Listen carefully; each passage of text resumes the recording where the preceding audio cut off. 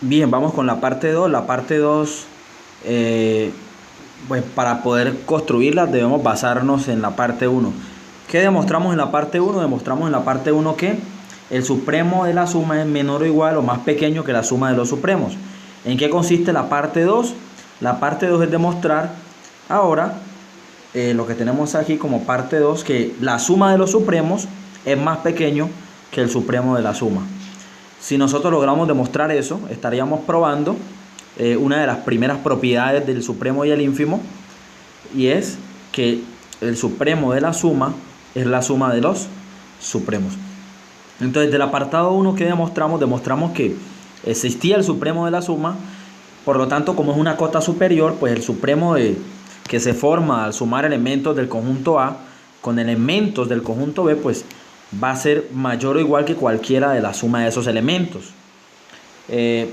Pues aquí en este caso pues toca ser muy cuidadoso, porque quiero formar un nuevo conjunto para poder llegar a donde yo quiero llegar.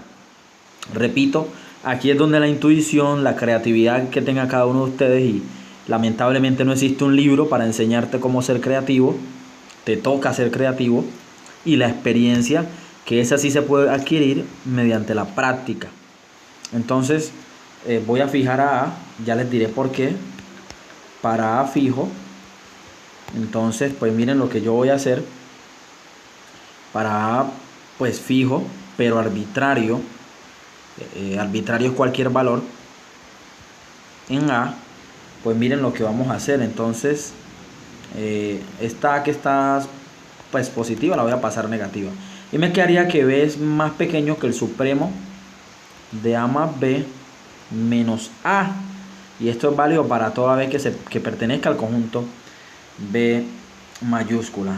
Ahora bien, si ustedes observan esto que tenemos en la parte derecha, el supremo de A más B menos A viene a ser cota superior. Viene a ser cota superior ¿de quién? Del conjunto B mayúscula. ¿Por qué? Porque este elemento que vemos aquí es un representante de todos los elementos del conjunto B. Por lo tanto, como es cota superior y es distinto de vacío, por el axioma de la completez nuevamente, entonces existe el supremo del conjunto B. Y esto es válido para toda B que pertenezca a dicho conjunto. Entonces, como existe el supremo es una cota superior, y a su vez es la menor de las cotas superiores. Entonces, con eso garantizamos lo siguiente.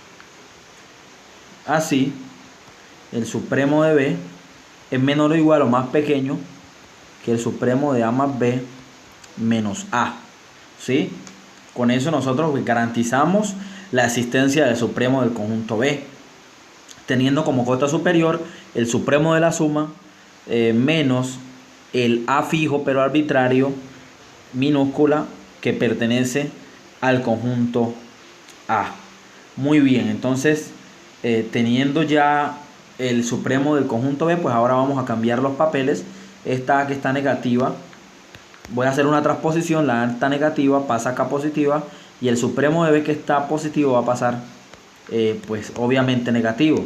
Entonces me quedaría que A fijo y arbitrario, que es un representante, oígase bien, de cualquier elemento que esté en el conjunto A mayúscula, va a ser más pequeño que el supremo de A más B menos el supremo de ¿quién? Del conjunto B. Y esto es válido para toda A que esté en el conjunto A. Nuevamente esto actúa como cota superior de ¿quién? Del conjunto A. Pues está acotado superiormente y es diferente de vacío, nuevamente por axioma de la completez. Por axioma de la completitud o de la completez, existe el supremo del conjunto A para todo elemento que esté en A. Y el supremo, por definición de supremo, es cota superior y es la menor de las cotas superiores, es la más pequeña de todas. Entonces, siendo así, el supremo de A va a ser más pequeño que el supremo de A más B menos el supremo de ¿quién? Del conjunto B. Y aquí ya pues organizando las cosas, esta expresión que está negativa pasaría a positiva, y me quedaría que el supremo de A más el sub de B es más pequeño que el supremo de A más B. Miren que esto es fácil, esto no es difícil. Y así, en conclusión, pues esto lo llamaríamos la parte 2. Ya está terminada. ¿Qué mostramos? Pues mostramos que inicialmente el supremo de la suma era más pequeño que la suma de los supremos. Y ahora en la parte final estamos mostrando que la suma de los supremos es más pequeño que el supremo de la suma. Entonces de 1 y 2, es decir, por la parte 1 y por la parte 2, se concluye, oígase bien, una de las primeras propiedades del supremo, que el supremo de la suma es igual a la suma, oígase bien, de los supremos. No nos olvidemos de la firma QED en latín, queram demonstrarum, como se quería demostrar.